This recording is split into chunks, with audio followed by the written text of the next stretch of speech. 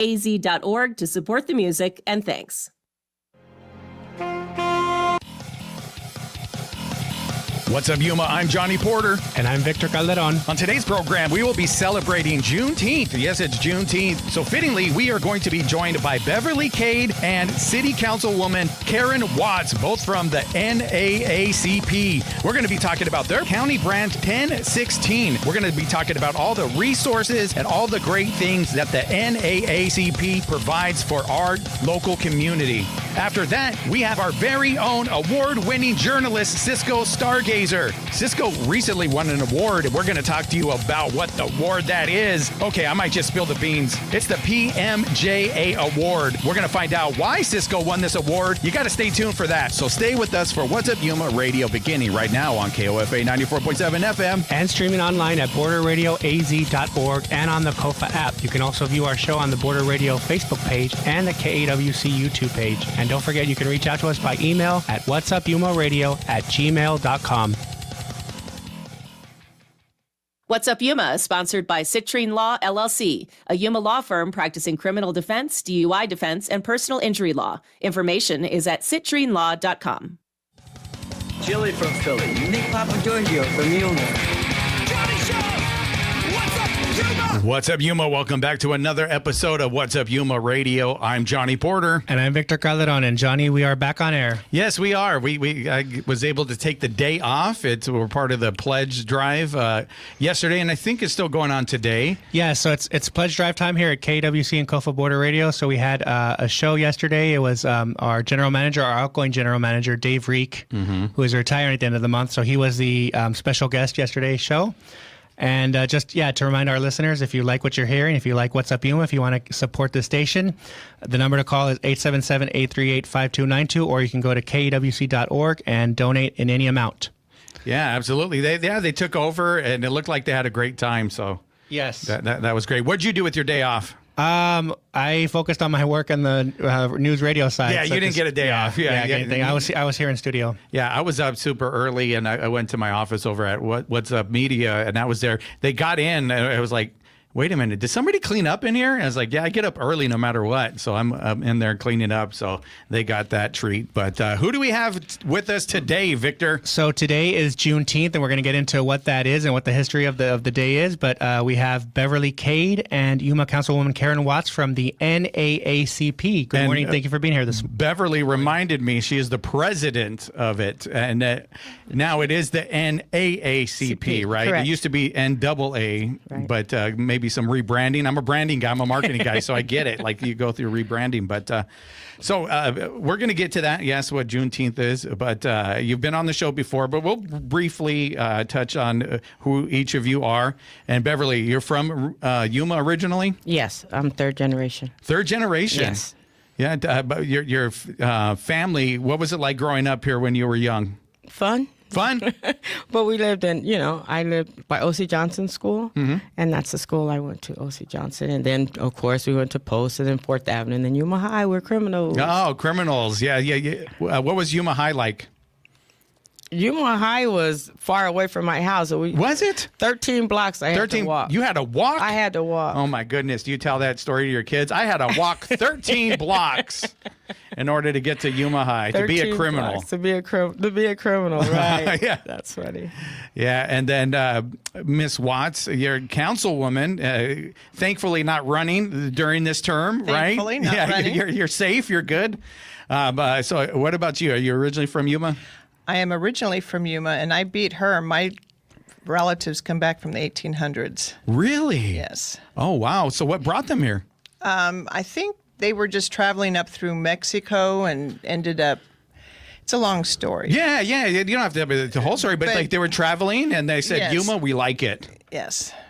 They ended up at the border. It wasn't even a state back then. Yeah, it was quite some time. Is agriculture at all, or just... Well, I know my great-grandfather was an entrepreneur, and we have an old hotel on Gila Street, and that's family that he built that, and then he died in the flu epidemic of 1918. Wow. But that was for, boarding, and he always had all kinds of projects. So is that hotel, the building, still there on Gila? Oh, yeah. Oh, is it functional right now? Is it like? Oh, it's not functional as a hotel, but as a hotel, but is it like? Yeah, as my a, sister and I used to live there. I raised my kids there. Oh, It's right wow. behind Lutz Casino. Oh, okay, all right. It's kind of a fun, it hasn't been an active hotel since the 70s. Yeah, so I'm familiar with where it's at now Yeah. that you mentioned right behind Lutz Casino. Very cool. And so, but what prompted you to run for city council? Oh, I just kept having people ask me because they wanted representation. There wasn't a lot of representation, and they thought I was good for it, and I finally agreed. And what did I get myself into? So how long ago was that when you finally agreed? And Oh, they it said, was like, 2017, I think, is when I ran. Back when it was still on the odd years. And so tell me about that, the representation. People, they're coming to you and saying that. Who's saying that? And kind of where are you hearing that? Well, at the time, it was all male. Leslie had been off, and she ran at the same time I did. But she was running, like her second or third time, I'm not sure. And they just wanted some more representation. There was not a lot of social issues and things like that. Yeah, social issues. Yeah, absolutely. And they knew that I was involved in all these groups, like Amberley's and gosh, what was I doing back then? Crossroads, all that kind of stuff. So what I guess what prompted you to do that? Because I know when somebody becomes in leadership, then they get involved with those things, but you were already there, part of these things, and that's where they recognized you from. Right. Yes. So what prompted you to be involved with Amberley's Place, Crossroads Mission? Well, it just kind of fell in my lap because nobody else wanted to do that work, and I was comfortable doing that work. And I'm one of the founding members of Amberley's, so it just kind of naturally fell in my nursing career. So where there's a need, you sort of fill that need, right? Because as you say, people don't necessarily get involved. Good people are always needed for, local nonprofits like that. Right. They couldn't get a doctor to agree. And at the time I was a nurse practitioner. Nobody wanted to get involved because you have to spend a lot of time. You might go to court. You got to make tough decisions. And so people recognize you from that. You're making the tough decisions. You're doing these things. And it said, okay, we would like some more representation in Yuma. And you decided to run. Yes, I figured it was time for, grassroots. If you want to know the truth, it was Obama and his speech at the end when he left office, and he was saying it's all about grassroots. And that kind of inspired you. I finally agreed. I had no idea what I was getting myself into. No idea. Yeah. I'm sorry. I'm so sorry. But thank you for doing it. I'm glad somebody does it. I'm not going to do it. But my hard work is what I do for a living, so I enjoy being on the council. Yeah, and then tell everybody what you do for a living. Oh, I'm a nurse practitioner. Yeah. I do primary care, all ages. I work at Crossroads Detox. I'm still the medical director at Amberley's. I do forensic exams. Wow. I also help at the Juvenile Detention Center. So Yeah, that's a lot of hats to wear. That is. I'm being serious. Like, you should be commended for that. That's a lot of things to give selflessly to the community. But that's why I enjoy the city council, because it's totally out of my box. I had to step out there, and I enjoy it. It's fun. And so, Miss Cade, I would say Miss Cade because you were 8th grade. I think I remember meeting you in Miss McNeil's class, me and Anthony Carlos back then. We won't go into that in this episode, but so how about you? How did you get involved with the NAACP? When I retired, I just decided to do something different, and so I wanted to volunteer for something, and I ended up at the NAACP. Back then it was Bud Johnson. He was the president, and so he kind of got me going and taught me how to. He was my mentor, and dealing with Juneteenth is when I first started off, way back when. I don't even remember when, but that's what I started doing. Okay, and so tell everybody, you said retired. Where did you retire from? The education system, right? Yes, Yuma School District 1. I retired in 2010, but now I substitute teach. And so. Okay, so you're still part of that. Absolutely. You're still there. Now, what did you do at your time at the education level? Like, because I remember you come in, you helped us, and you were actually fun, and but you were serious, and we had to get our work done. Exactly. So is that what you did for everybody? Absolutely. Okay, I cool. still do that. You still do it. It wasn't just you, Johnny. Yeah. All right. Cool. Yeah. No. Yeah. So I was an aide. I retired as a teacher's aide for 30 years. From 30 years. 30 years, Yuma School District 1.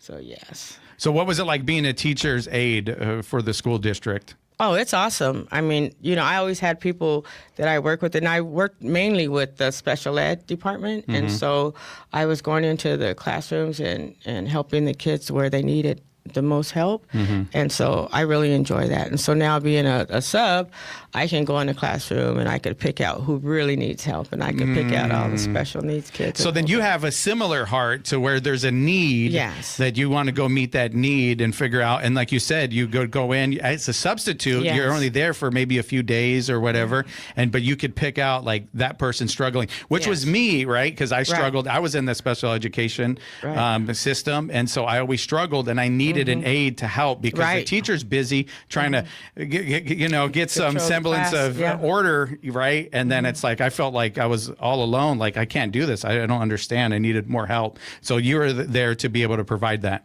Yeah, and that's what we do. And even today, when I walk in a classroom and introduce myself, and you can look around and tell who's who. And so as soon as we start working, I could tell who needs help. And so I automatically go right to that kid. All right. And you said you retired and then you became a part of this organization and you started to work on Juneteenth. In our Right. last episode, you mentioned that you weren't even familiar with what Juneteenth was until Right. later in life. Right. So tell me a little bit about why you think that is.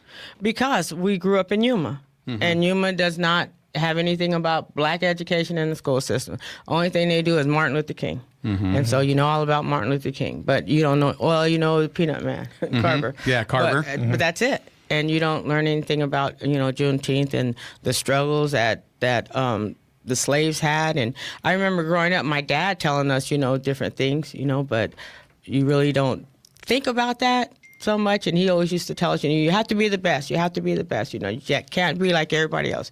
You always have to step out.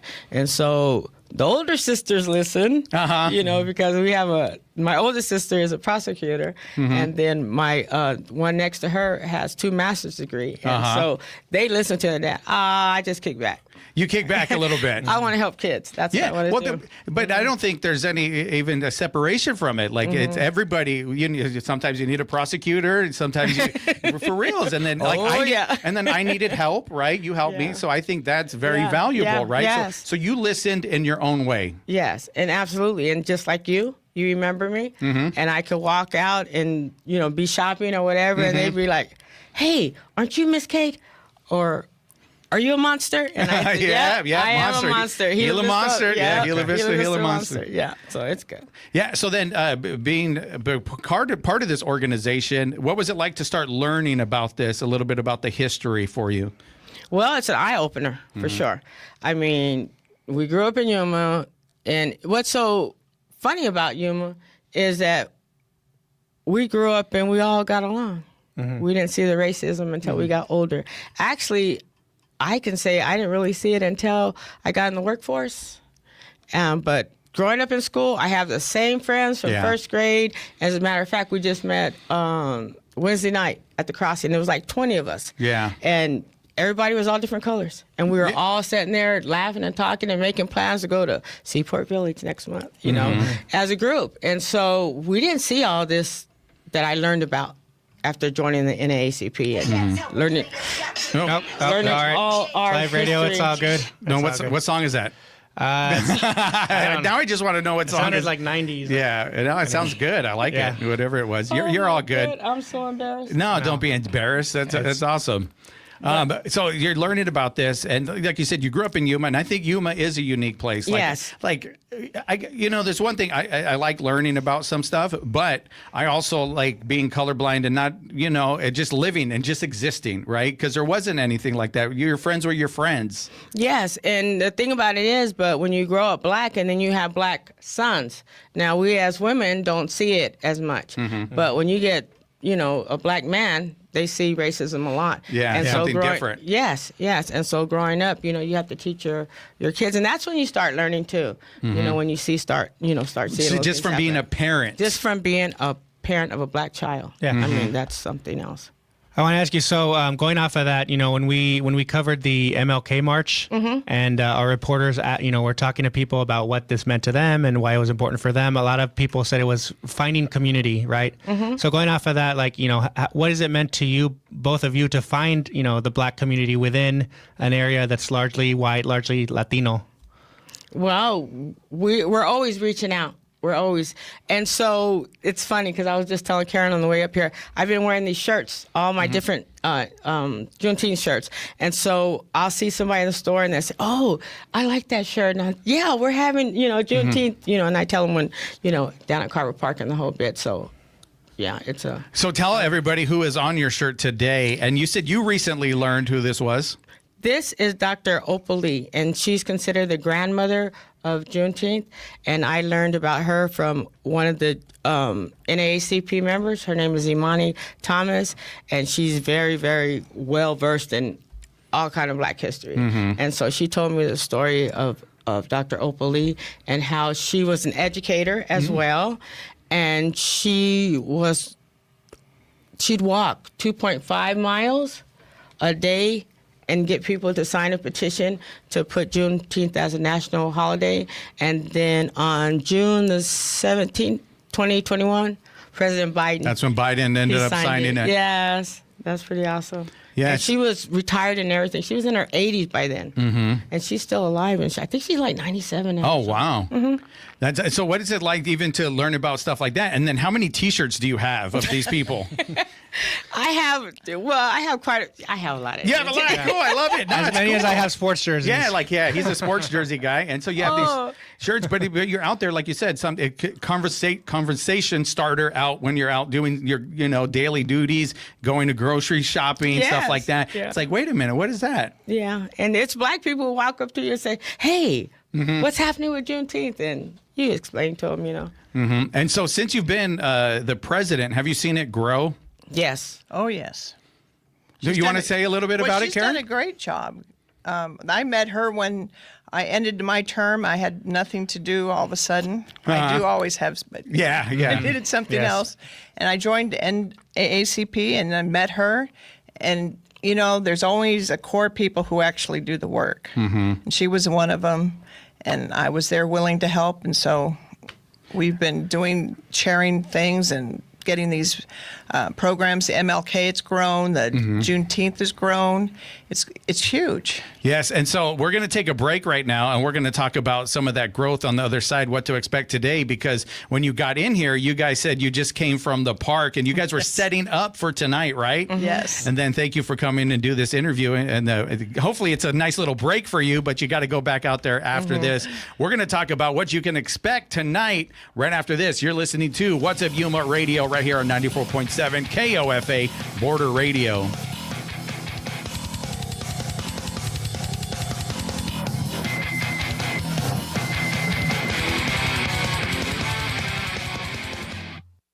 KOFA Border Radio doesn't sound like any other radio station in Yuma. We are a non-commercial source for music from around the world, across the decades and local artists.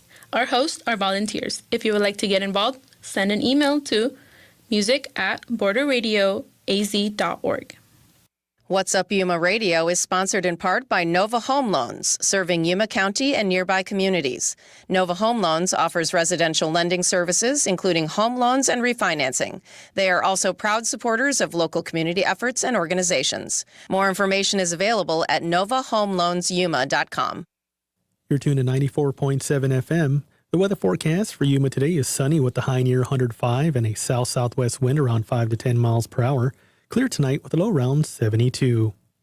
The four Republicans hoping to be their party's nominee for governor clashed Wednesday night over tax policy, vouchers, and mail-in voting. To read more on the Arizona Republican gubernatorial debate, visit kawc.org/news. Stay tuned to 94.7 FM, KOFA Border Radio. I use KAWC almost on a daily basis in my car. It's the background for chores around my house. And I go to the website and look for stories that are of interest, and I listen to podcasts. I look to the news on NPR because I'm looking for something beyond the headline or a soundbite or a gotcha moment. I really want news that shows me sort of the multiple dimensions of a story, that seeks information from multiple sources and doesn't tell me how to think. It just presents the issues, and I really appreciate that. Being a sustaining member of a service like KAWC takes the mystery out of it for me. So I know that I am supporting every month. I also know that I don't have to remember to sit down and write a check at the end of the year or a budget for a check at the end of the year, right? It's kind of coming out of my account every month, and that makes me feel a little bit like I'm part of the team. I'm Lori Stoff from Arizona Western College, and I'm a proud supporter of KAWC Yuma. Run by music lovers like yourselves, KOFA Border Radio has what you need. A non-commercial home filled with music heard from all over the world. Tune in at 94.7 FM, 1320 AM on the KOFA app or at borderradioaz.org.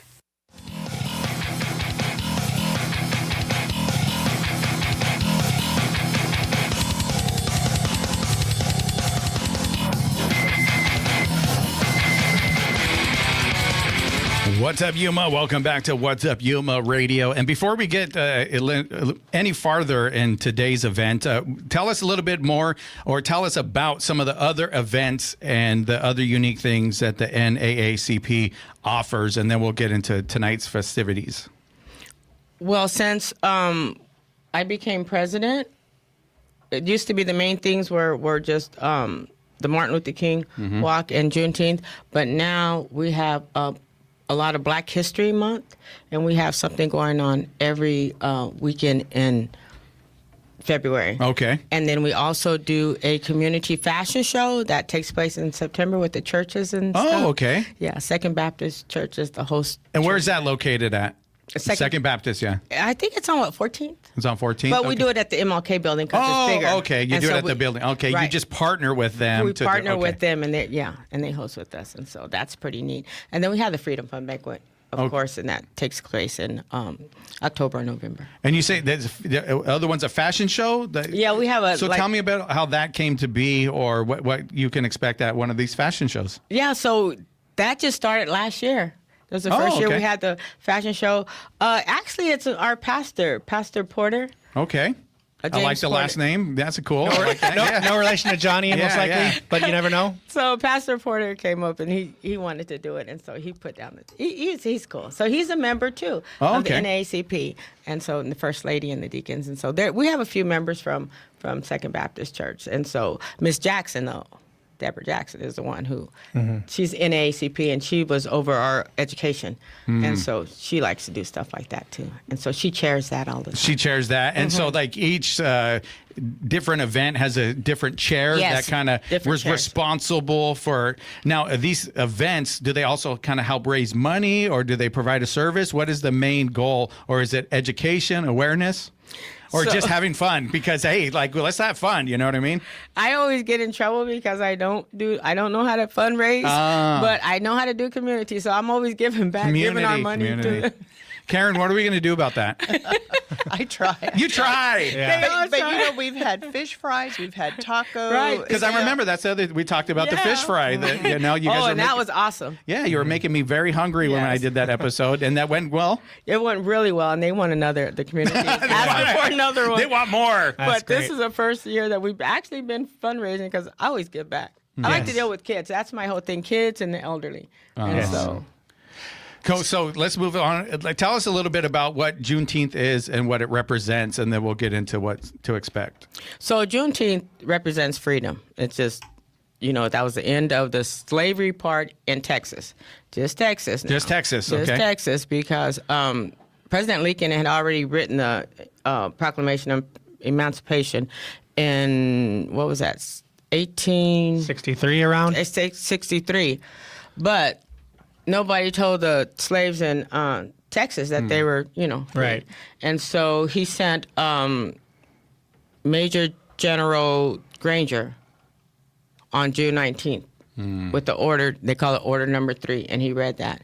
And so that's when the slaves in Texas became free. So that's how they put the June and the 19th together. So it's Juneteenth. So what can people expect tonight? Because there's an event, and tell us when and where. So we have 2 events. So at 12 o'clock, from 12 to 3, we're going to have the Youth Day. So it's going to be just for kids, you know, and everything is free. And they're going to have like 6 stations. And then they're giving away 4 bikes there. Oh, wow. Everything is free. We have Kona Ice coming, and Kona Ice is going to give a small icy to the first 100 kids. So this is at Carver Park? No, this is at the MLK building. Okay. It's at the MLK, so they get to be air conditioned. Oh, that's cool. Yes. So they're in the air conditioning. Yes, And they're so the bikes, where did the bikes come from? Well, Kenny Camareno. Oh, okay. Yes, he's the one that's been giving us money for bikes for, I'm going to say, the last almost 10 years. 10 years yes, he's been doing this. He's been really great with us. And so he's been putting on that. And, okay, when he first started, of course, the $1,500, they would buy everything. But now we're just down to 20 bikes. We get like 20 bikes for it. Well, actually, we paid $2,000 this time. $2,100 worth of bikes. But then we have Amanda Gary. Regional Border Health. Okay, so Yeah, I do that to Victor, too. Yeah. It's like, Victor, you know. Teamwork, teamwork. So this is teamwork. great. If I don't know something, I might, and then let so vice she's versa. another one of the big supporters, and so is Anti-Drug Coalition, and that's Joanne Pfizer. She's over that. She's and amazing as well. She is amazing. I've known Joanne since she took over that position. And so the Yuma Airport is another big one. The Democratic Party, they're another one who supports us. And they even support us by sending volunteers to help with the actual event. Yeah. Okay. So are they going to be cutting the watermelons?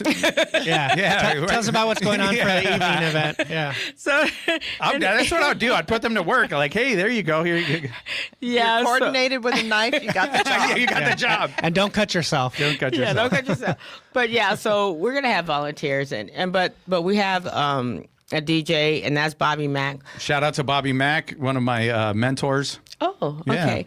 And so we have that, and we also have all kind of stuff for the kids to do, and then we're gonna have AWC. Okay. AWC will be performing. Oh, so what performance? They're gonna be singing some songs. Oh, okay. The choir. The choir. AWC choir. They're gonna be out there. Yeah, Okay. they're gonna be out there, and so that's gonna be good. Yeah, I'm looking forward to that. And we have YPD, and we have the fire truck out there, and so it's going to be awesome. So is there going to be anything like water related, water balloons or anything? How are we going to keep cool out there?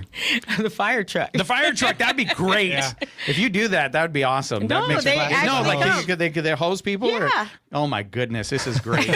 Why couldn't it be Juneteenth all the time? Go ahead. Well, the water little park is Oh, on yeah, the it's other right there. side. They have the little water thing. Yeah, so you can I run forgot through about that. Yeah. There's going to be over 35 vendors. Oh, okay. So this is going to be a big So it has grown. It's grown. Yeah, wow, that's grown a lot. So my hat's off to you, Beverly. You've done a lot, and it sounds like it's only going to get bigger and better. Yes. And thank you as well, Karen. I appreciate you keeping her in line. I'm her sidekick. Yeah. She tells me what to do, and I do it. So tell everybody again, one more time, when and where. So the kids' part is from 12 to 3 at the MLK building. So that's the youth day. And then everybody else is going to start partying at 6 o'clock from 6 to 10 at Carver Park. All right. Thank you guys so much. Oh, real quick, the social media handles, how to find you on social media. No? Or online. Or online, NAACP. website. Just search If somebody NAACP Yuma. There you go. Okay, we'll do that. 10:16. Yeah, we're 10:16. Yeah. All right. Thank you guys so much. With that, it's time for a break. Who are we coming back with, Victor? We have our award-winning education reporter, education solutions reporter, Sisko Stargazer. All right. We're going to do that right after this. You're listening to What's Up Yuma Radio right here on 94.7 KOFA Border Radio.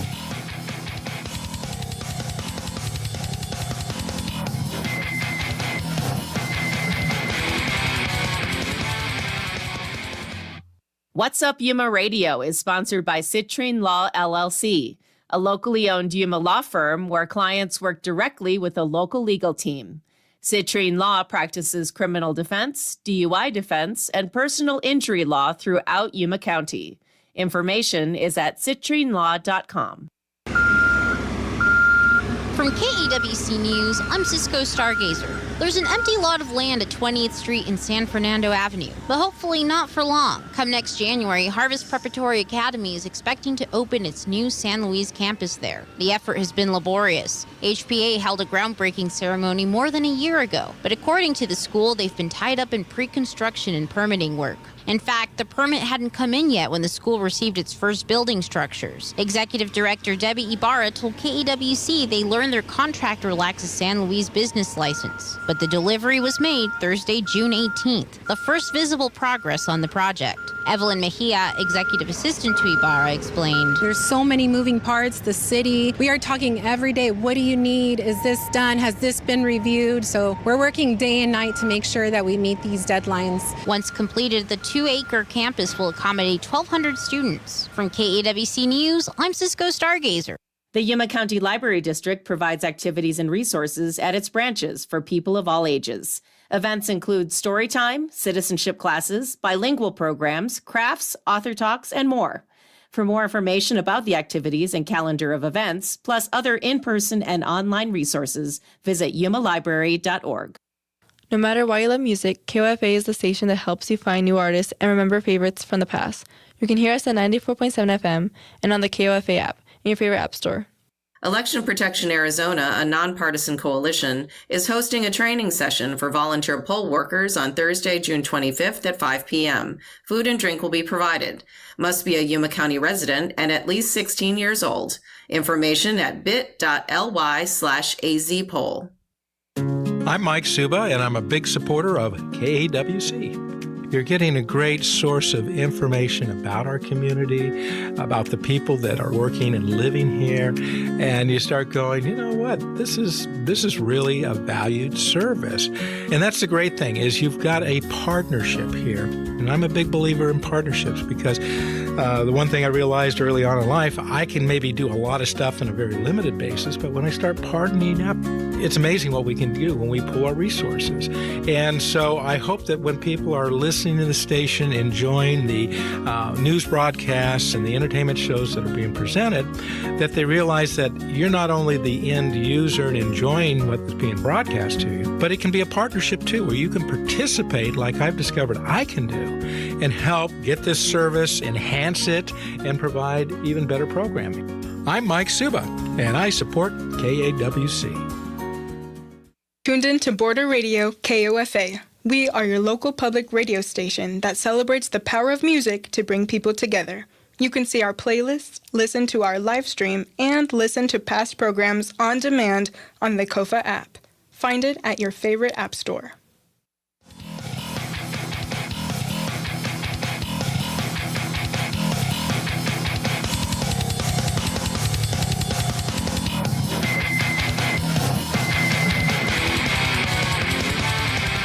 What's up, Yuma? Welcome back to What's Up, Yuma Radio. We are here now joined by our award-winning KAWC Education Solutions reporter, Sisko Stargazer. And I just want to say, we'll get into this more, but Sisko earned a first-place award from the Public Media Journalists Association, or PMJA, in the digital writing category for the story Deep Dive, How Arizona's School Facility System Was Ruled Unconstitutional. Thank you for being here this morning. Oh, thank you. Hi. Hi, how are you doing? So have you guys met each other before? A little bit, yeah. I think a few years back. Yeah, here you go.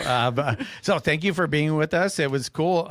Victor came in and he's like, I got some good news to share. And he was able to share that you got this award for your journalism. And so what was it like when you found out that you got this award? I was really excited. It was actually just before our spirited discussion event for Dave. Really? It was right before that? I got the news. I was like, oh, this is amazing. Like that day? Earlier in that day? No, right before I drove to the event. Oh, right. Oh, yeah, wow. It was so exciting. I would think about it later. I'm like, I can't believe this is reality, but it is real. This is so exciting. And, I worked really hard on this particular article. It took me several months to put together. So it's also just like really validating that this work matters and that other people believe it does too. And you said that matters, right? Okay, how do I want to frame this? Tell everybody a little bit about what it is, and then let's get into why it matters, and then maybe even also keeping people accountable. Sure. Yeah. So this started out, I had heard this news that there was an outcome with the lawsuit, and one of our own districts in Yuma was one of the plaintiff districts. And I thought, well, hey, that's news. That's important. Let's dig into it. I start talking to people about it, like their CFO, who's now going to be the superintendent of the district. Chatted with him. He connects me also with the lead counsel on the case. And I learned so much. I've been covering education since 2021, and I still feel like there are things that I'm learning because finance is that complicated, education finance. But I go through the court document, and I think that's where it really hit me, just how big this was. And you know, you always have some distance, right, as a reporter. Like, I cannot interject my own opinions. But, you know, when you're working on stuff, you still have feelings. You care have those about emotions. people. You see some of the stuff. Maybe like you have pictures right here that you could show us. But you're seeing this. You're witnessing it. You're getting this certain accounts. And you said you've been covering education for a while. But this one is a little bit more eye-opening. Or tell me about it. It did bring some more things into focus because there were things that I had seen before, issues that I'd heard of. And I already understood, like, for example, District 1, they struggle with aging facilities. Their district is more than 100 years old. So it makes sense, right? Yeah. But you don't really understand everything that happens until you really get into the meat of like the actual funding mechanism, the system behind it, and how that actually looks like. Well, we find out in the court documents. So there was a lot of evidence. And so this is, I'm going to share some. Hold them up. Yeah. So yeah, you have to look at the stream, but yeah, so this is just some examples of some of the conditions that the classrooms around the state, some of the classrooms that, find themselves in terms of, dirty roofs and, breaking floors, like fissures in floors. We've got mold, this sink that don't know what's up with that exactly. Unclean drinking water.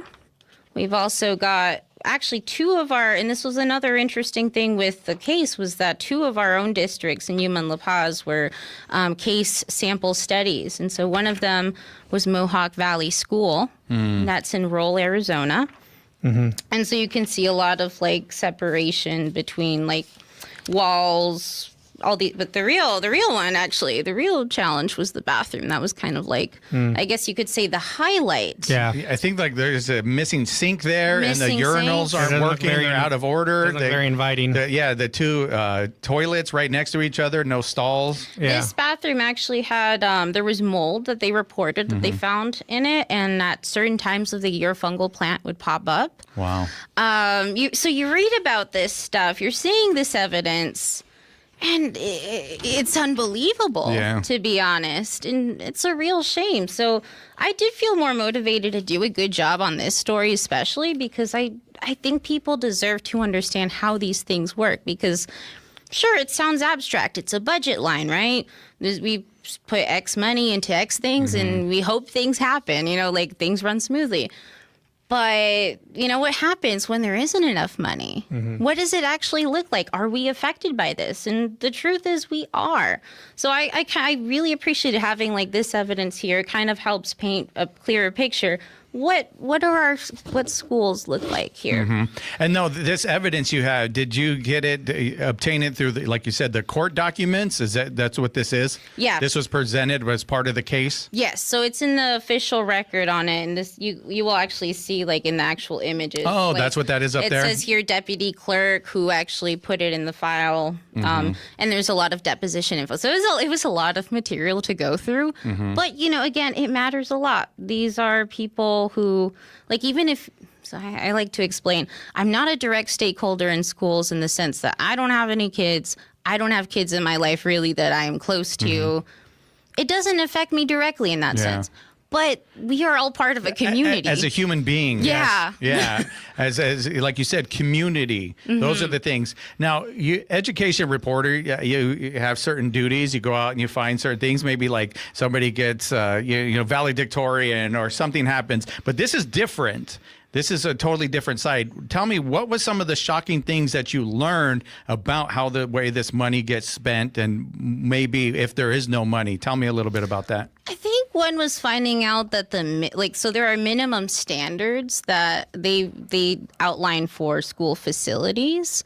And so, for example, one of them is that a secure school is one that has a fence around it. And that means secure. Yeah. Okay. So the standards have not been updated since, it's been a minute since I wrote this. I want to say roughly 2000-ish, I believe the early 2000s. So a lot has changed since then. Yeah. Especially when you think about the risks of like school shootings, awful stuff. A fence doesn't necessarily feel very secure. But like that, those are the standards in which they define like, okay, is this school actually is this facility adequate? Is it enough? adequate? Does it meet our that low bar, helps but whatever it is? Yeah, that helps determine what money, goes into what schools, how much they can get. It's more competitive now where it's a building renewal grant. So you can't just say, hey, I need this money. You kind of have to apply for the grant and you might get it, except it's super underfunded because in the latest numbers I had, it was like 200-ish million that they put into I guess you could say the grant fund. But the needs for the state that they were aware of were more than double that. Yeah, more than double. So then one thing I don't like to do is play a blame game. Yeah. Because it's tough because it goes through different levels. But what is it like for some of these, maybe, I don't know, a principal, superintendent, somebody part of the school, teachers, when they go and say, hey, we need help? What is it like for them? Yeah, like who are they talking to? Like who has the answers? I think one of it is legislators, but also I heard that in your report. Yeah, talk about it. That's really, they're the decision makers at the end of the day. But it depends. Like if they're talking to, like, let's say maybe they're looking for other sources of money, then sure, you might apply for other grants, maybe federal grants too. So. It depends. It varies. Yeah. So then what can the legislators do? And maybe is it about raising awareness? Like this had to go all the way to a lawsuit to be able to raise this awareness, which if a legislator, they get there, they're supposed to represent the community, the people that sent them there, right? Yeah. So I guess it's worth pointing out, first of all, so the reason why this lawsuit actually, like the judge ruled in favor of schools is that it found, because there's a state constitution, right? Mm-hmm. So that one says that you have to provide for a general and uniform public school system. And they were able, with all of this evidence, and there was a lot of it, to prove that actually it's not equal. It's not general and uniform. We have districts that are struggling a lot because they don't have, like, the property values in certain districts, they're not as high, so they don't have as much money available to them. And it's been forcing schools to have to hold these elections, like, for bonds and overrides. So asking for more money from taxpayers. I mean, taxpayers in general, they don't like having to pay more taxes. And I understand. So, part of the argument was that they shouldn't be putting that burden on the taxpayer when the state already demands that they owe it to the schools to provide for them. So, that was the outcome. The judge said, hey, this isn't fair. And now what he said was that, I forget which month it was. I want to say May or April, he actually said the legislature has 8 months to come up with a new system that actually meets that demand. Mm-hmm. So it's really up to them now. They have to, rethink go back to the drawing board, rethink their funding model for school facilities specifically. But, here's the other complication. That's up in appeals as well right now. So that's up in appeals right now? Yeah. Okay. The majority leaders for state Senate and state House, they immediately filed an appeal. So then it's interesting, an appeal to say we don't want to solve this problem. Like that sounds interesting, right? It's like, and now, and so now goes into my next question, which I was going to lead to. Did you get to talk to these legislatures as part of your program? Not them specifically, not and those. Why not? Well, one, they are at the state level. They're more like higher up there, and I could reach out to them. It just kind of depends on how much time do I have to work on gotcha. this? Okay. Yeah, there's different factors. Mm-hmm. I have it in my mind that I do want to ask the next time I am speaking with some of our own representatives. Really, the dream would be look at ththese pictures. Can you please explain to me, how you feel about this? And do you think this is fair or not? Just to kind of, again, it's not, because here's the thing, right? There's the personal side. Yes. But I'm also, in my opinion, journalism is about serving the people. It is a public service. Yes. So when I'm asking questions, it's not just for myself, it's for other people, right? And I do think that our legislature owes answers to the public about this. Yes, so it's not That's the about goal. a gotcha. It's not a gotcha thing. It's like, okay, this is a concern. This is here. I represent the community as a journalist. I take my job serious, right? Like you said, you have no skin in the game as far as kids or nieces and nephews or that are. But as a journalist, you have this integrity to say, okay, I want to hold you accountable. That's all this is. There's no feelings or emotions tied to it. Can you explain this? You would like to be able to do that. Yeah. And, the nice thing is I was able to speak with our state superintendent of public instruction. Mm-hmm. So I asked him, what do you think about this? What the outcome? But he was just like, well, that's not really, that's more the school facilities board. Oh, so is that true?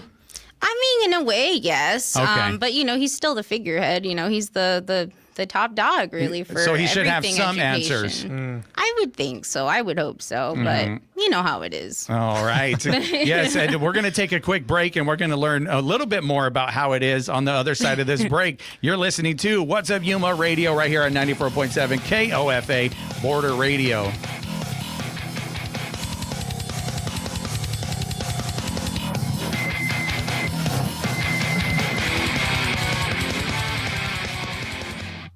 Today's day sponsors are Alice Ferris and Jim Anderson, celebrating Dave Reek's pending retirement.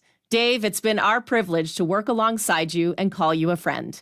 Thank you for the conversations, the laughter, the perspective, and for proving that some of the best ideas emerge after one more drink by the pool. We wish you all the best. It's going to be breezy in La Paz County today with the high near 107 in Quartzsite, clear tonight with a low around 72. Sunny in Parker with the high near 106, gusts as high as 25 miles per hour, clear tonight with a low around 72. And in Yuma, sunny with the high near 105, clear this evening with a low around 72. The City of Yuma will host its annual Independence Day Spectacular on July 4th from 6 to 10 p.m. at Desert Sun Stadium. Stadium seating is limited, so bring your blankets or lawn chairs and enjoy the fireworks show. Only clear purses or bags, including diaper bags, will be permitted. No coolers. Details at yumaaz.gov/events. This is Border Radio, KOFA, your passport to your global destination for music. We are your local public broadcasting station that can be heard through your radio at 94.7 FM, 1320 AM, on the KOFA app, and at borderradioaz.org.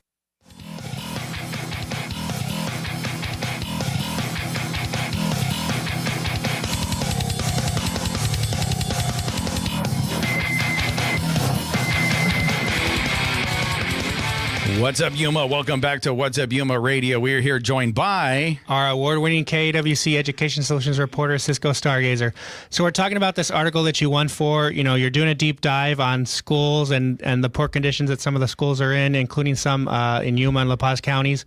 How long did this take you to, get everything together to from when you first got wind of this, and then, you're gathering information, you're talking to sources? Because this was a deep dive, and if you go online to the article at kwc.org, it's not a short article; it's a long article. So it is a deep dive, but it's worth looking into. And you took the time to lay it all out. How long did this take for you? Thank you. I'm trying to remember if I started in July or August. I want to say August. So let's say August, and then I published in December. So it took me all of that time. Yeah. And I wasn't like, every single day I'm doing a little thing on it, but I think part of it was that I thought I need to do a good job on this. It's such an important topic. And again, I like to tell people, I do think that it's so easy to say this is all boring because it's just numbers and law stuff and policy. Yeah. But again, it matters because it affects us all. So my goal was I want to make sure this is clear and understandable for everybody, because I do think that people in general, they deserve to have access to information and for it to be legible for them. Right. So that was my goal. And I don't think it's a hot take to say that, kids should not have to go to school, right? Whether we could talk about who funds it, right? But no kid should have to go to school in an old classroom or a dirty classroom or have to use facilities that are not, clean. Oh yeah, look at safe. the drinking water and some of that. Right, Absolutely. Yeah. And I should add, thankfully, Mohawk Valley School, their condition is way better now. They were lucky. They were kind of this rare exception in the state where they got a special full master renovation project. Oh, very cool. Yeah. So did you visit the facilities afterwards? I did. Okay. And the nice thing about having covered education here as long as I have is I got to be there originally when I was with the Yuma Sun. I covered when that renovation project got kicked off. At the time, though, I did not fully appreciate how significant it was because I didn't understand the full background. When I saw this, though, I'm like, oh my gosh, I get it now. This was such a huge deal. So I went back to the school, talked with the superintendent principal, Shanna Johnson. That was great. I got to see how they're doing now. Mostly better. Some of the sinks were struggling a bit because she was saying boys will be boys. They like to sit on the Oh, okay, yeah. Overall, though, doing a lot better. Then again, though, it was interesting. We talk about water, right? Their water was unsafe to even use to wash your hands with. I was in Welton just this week, and it sounds like Welton Elementary told me that they do not have safe running water right now, so they use water coolers. Oh, so currently that's an issue. Okay. We still struggle. So going back to what you said about, journalism as a service and so informing the public about, things that should matter to all of us, right? Not just the stakeholders. So in your opinion, as an education solutions reporter, how do you find those education solutions and why do you think that's important? Just talk more about that, please. Okay. The funny thing with education solutions is, a lot of people ask, well, what exactly is that? I'd like to start with explaining that a lot of it is looking at what's working and what isn't with education. But I do think that a lot of us finding solutions is understanding the problem in the first place. And it might seem negative to focus on the problems, but how are you going to solve a problem if you don't really know what's going on, if you don't get it? So I do think I lean a little bit more towards let's understand this. But again, some of these things are super complicated. So you do need to kind of go deep into untangling those webs and figuring it out. So I focus more on that, but I'll see things pop up. It kind of depends on what news comes your way. So, for example, Castledome Middle School, which is kind of nearby here at the AWC campus, they had a temporary closure, but it was during the middle of the school year. So they had to move kids away, either remote or hanging out in the cafeterias and other spaces at the nearby elementaries. That's not normal.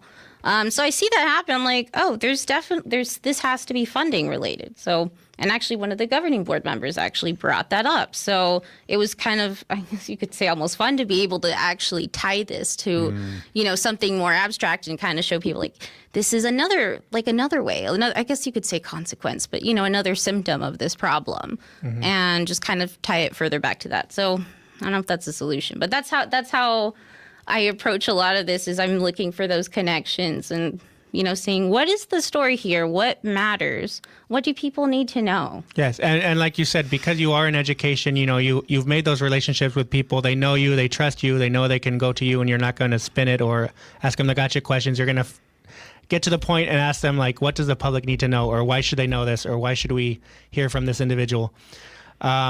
Talk about, you're also part of the student newsroom now, and we also, as we mentioned before, so we found out about getting the awards weeks ago, but we couldn't formally announce it because there was a hold on the news, right? So that just was announced on Monday, so that's when I told you on Tuesday, because it was officially announced after we went off air.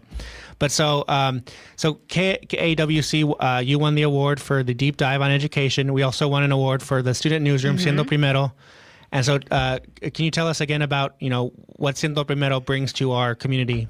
Yeah, so Siendo Primero specifically is a first-generation student-focused podcast, but, it basically reflects, the community we have here at AWC. So AWC 1 is a Hispanic-serving institution because they have a high amount of Hispanic students, but they also have a lot of first-generation college students. So this podcast kind of reflects both demographics, and it's basically, we generally have 2 students who are first-gen, and they kind of explore different topics that affect first-gen students here and kind of share their perspective. And they interview all kinds of people. So students, staff, faculty, community members. It's a very involved show, and it's awesome. That one episode, the navigating language, that one won second place. And it was about, what is it like being bilingual? Bilingualism in a way is kind of like a superpower. Yes. And so that was with our student reporter, Sahe Barcenas and Evelyn Garcia. And we now have Melanie Ruiz Lopez as another host for Siendo Primero. Before them, we had other students that have hosted. So again, that's a great program here on COFA Border Radio that, again, we get to hear from these students, right? And it's very important for us to hear their stories and in their own, words, right? And so that means bilingual, in English the show and Spanish. itself is bilingual. Right. Yeah. Yeah. So anything else you want to say about, the student journalists? We can comment a little bit more on Siendo Primero and like the work of the student newsroom in general. Yeah, especially with Siendo Primero this last semester, they were especially killing it. They just had, high production quality episodes. They always were submitting 20 to 30 minute pieces. I mean, it was hard to have any notes last semester because they were doing so well. And it makes you excited for them, right? It's so nice to see our students do well. But in general, the student newsroom, we have the Siendo Primero side that's more conversational and just I guess you could say fun in that sense. And then we have Hotspot, which is more newsy. And our students have been getting a lot of experience with reporting through it. And the summer is really our boot camp session. So right now they're focusing on local elections and they are working hard. Yeah. So I had Mayor Doug Nichols on the program, and then I was talking to him, and they were like, "No, you got to come over here. You got to come over here." And it was over here was the other side of the glass over here, and that's part of the boot camp they're kind of going through the summer. They got to interview the mayor. What was that like? Oh, that was great. And part of it actually, they were learning a little bit watching the both of you speak with them and the questions. Cool. Well, you were I'm sorry asking. about that. They're like, "Who's that Johnny guy?" No, I apologize. Look, no, it's all good. I didn't hear anything negative from them, cool. but even if you were bad, let's say you can. You can learn from it. Exactly. There's no bad lesson, right? Sure. No, they enjoyed it. They were watching you all. They were kind of commenting too on some of the answers that were given and just how it was handled. But they did great, and they interviewed him, and it seemed to go well. So how did they get the questions, or what was their focus when they got to interview Mayor Nichols? Well, right now we're kind of focusing a little bit on first-time voting, so I think that kind of helped guide some of their thinking of what do we want to ask. But we have mentors in the program as well, so we have student mentors. So those two kind of led the charge on interviewing the mayor, and they had drafted their own questions. So really, I just took a look. I'm like, yeah, this is pretty good. There was one I thought, let's elaborate a little bit. Can you make the connection here clear? But they were great. So that was your only really piece of advice was that you just, okay, do this, and they did great. Yeah. Yeah, And the others are still learning, but Yeah. But future Siskos that are going to kill it. In terms of doing in-depth journalism. And then, so where can you hear that? What they recorded? Oh, yeah. So we have not published it yet. Okay. But we are, hoping to publish some of the student work actually directly on our website, kawc.org. But a lot of their work in general, you will find on Hotspot and Siendo Primero on the podcast tab on our website. Mm-hmm. What is the typical hotspot thing that you would cover? You said that right now it's elections, but what beyond elections? Okay, so we're still figuring out the plan for what is going to go in Hotspot next. Oh, okay. Because, we're changing the rotation of which students are going to be on it. But so that's a little bit different. We will have some student work, though, published directly on our regular news content. So keep an eye out. It will be there. Some of it will also be on Arizona Edition this weekend, actually. Oh, okay. But before that, so last semester, once we had our more settled in students, they were picking the topic. So one of them was transplants in Yuma. Why did you choose to come to Yuma? Another one was about, what does it mean to be neurodivergent? What is that experience like? I know they also wanted to talk to snowbirds, winter visitors, but they didn't get to. So that's why they focused on transplants in general. But yeah, it's just different things about, what is it like in the community, different topics. So they're great. Yeah, and then Victor is saying, you have a hand in it, and we could have future award-winning journalists. Oh, we will. Yeah, they're going to do great things. Yeah. No, it's awesome. I'm so excited. They are doing great, and it's just nice to kind of talk craft with them and sit down and talk the writing, and also help clarify, right? This is why this matters, and this is also why, we went over NPR ethics, integrity, honesty, all these important things. So it's just great. Yeah. One last question. Do you got any other big juicy stories that you're going to be working on soon? What's the next one? Oh, yes, actually. I have several. Yeah. I think the biggest project I'm working on is exploring what is it like to cross the border daily to go to school? Because we have a lot of students who do that. Absolutely. And with all of our guests, tell everybody how they can find out more information about you and listen to this story that you won the award for. Just go to our website or our app, KAWC.org. That's the best place to start. Awesome. All right. And with that, it's time for this. Thank you so much. I appreciate it. Thank you. What's Up Yuma Radio is a production of KAWC, Colorado River Public Media. We broadcast from the studios in the Matador Activity Center at Arizona Western College in Yuma. Want to thank our engineer, Talon Gonzalez, along with Anthony Arnales, Juan Garcia, and Dave Reek. You can find out more about KOFA at borderradioaz.org and on the KOFA app. Stay tuned for KOFA's Midday Music. And on Monday's program, do you have it in front of you? We have Emilia Cortez. Oh, yes. yeah, Emilia Cortez, awesome. and we have another guest. So tune in Monday. You can listen to the podcast version of our program and check out past episodes anytime at kawc.org/podcast/What's Up Yuma Radio. And if you would like to be a guest on this show, make sure you go to whatsupyuma.biz. Once again, that's whatsupyuma.biz. Click that radio link. See, people say, you haven't invited me on the show yet. And I was like, no, you haven't listened, because I invite everybody on the show at the end of the show. If you listen, there you go. Click that radio link and click book me. You guys have a great weekend, and we'll see you tonight at Carver Park. Happy Juneteenth. What's Up Yuma is sponsored by Citrine Law, LLC, a Yuma law firm practicing criminal defense, DUI defense, and personal injury law. Information is at citrinelaw.com.